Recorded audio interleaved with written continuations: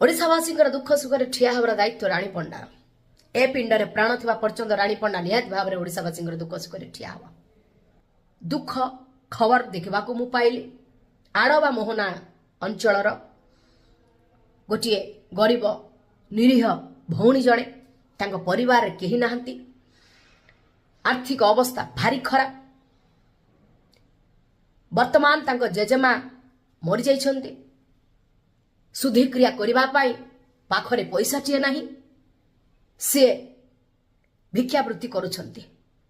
ए सब देखी राणी पंडार हृदय कौन हो जाउछि, छाती फाटी जाउछि। मु से भौणी जन को कथा दउछि, भौणी तुम पाई केही नथिले ऊपर वाला अछि आ राणी पंडा अछि तुम सांगरे। तुम दुख सुखर साथी से निहाती हब, तुमको ता पाखक आनी रखिब, पाठ पढ़ेब, बाहाघर करी तुम